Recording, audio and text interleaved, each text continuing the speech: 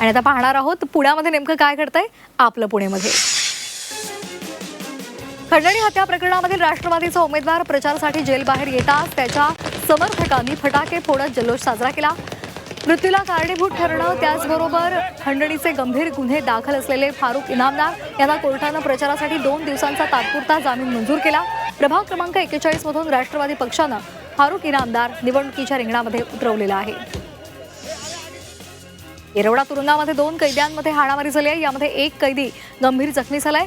देवकरप्पा गराळे असं या कैद्याचं नाव आहे. त्याला उपचारासाठी ससून रुग्णालयात दाखल केलंय. कारागृहातील खुल्या कामाच्या ठिकाणी वादातून ही हाणामारी झाली. या प्रकरणामध्ये फजील अहमद अन्सारी याच्या विरोधात येरवडा पोलीस ठाण्यात गुन्हा नोंदवलाय. पुरंदर विमानतळ जमीन भरपाईचा निर्णय जिल्हा परिषद निवडणुकीनंतरच लागण्याची शक्यता आहे.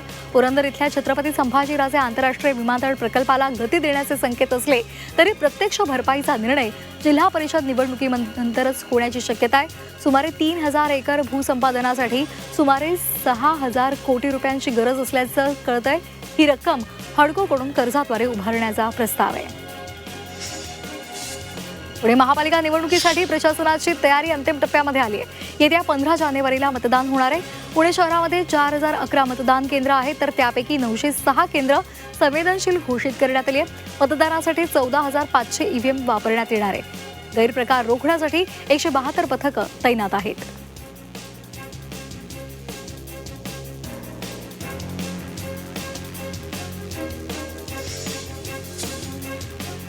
आणि आता पाहणार आहोत नाशिकमधल्या महत्त्वाच्या बातम्या वेगवान पद्धतीनं.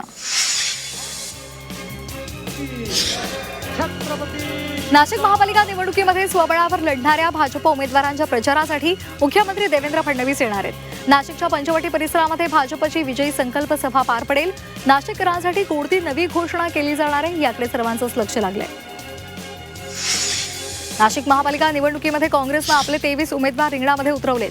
मात्र त्या उमेदवारांच्या प्रचारासाठी कुणीही मोठा नेता नाशिक महापालिकेच्या रणांगणात अद्याप आलेला नाहीये. कुठलीही रॅली त्याचंही नियोजन करण्यात आलं नाहीये. महाविकास आघाडीच्या एकत्रित जरी ती असली तरी शिवसेना आणि मनसेनं स्वतंत्र जाहीर सभा घेतल्यामुळे काँग्रेस आणि शरद पवार यांच्या राष्ट्रवादी काँग्रेस पक्षाचे उमेदवार हतबल परिस्थितीमध्ये निवडणूक लढवत असल्याचं पाहायला मिळते.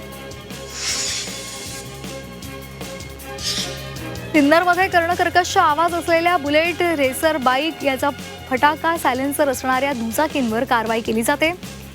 38 दुचाकींवर कारवाई झालेली आहे.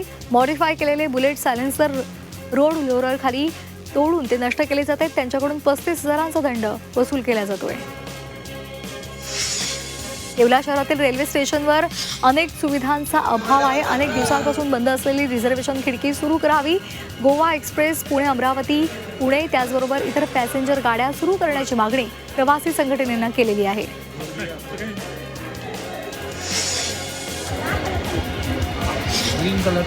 येवला शहरामध्ये धडपड मंचनं आगामी संक्रांत उत्सवाच्या पार्श्वभूमीवर शहरामध्ये विविध ठिकाणी पतंग लावलेले आहेत. या पतंगांना आकर्षक रोषणाई सुद्धा केली आहे. संक्रांतीच्या शुभेच्छा सुद्धा देण्यात आल्या.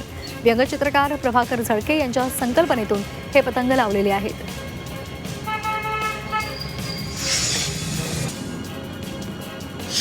छत्रपती संभाजीनगरातील डॉक्टर बाबासाहेब आंबेडकर मराठवाडा विद्यापीठाच्या 14 जानेवारी रोजी होणाऱ्या नामविस्तार दिनावर यंदा महापालिका निवडणुकीच्या आचारसंहितेचं सावट आहे.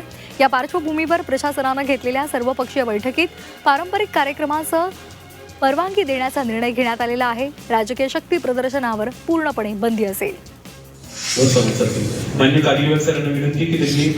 छत्रपती संभाजीनगरमध्ये 11व्या अजिंठा वेरूळ आंतरराष्ट्रीय चित्रपट महोत्सवाला 28 जानेवारीपासून सुरुवात होते.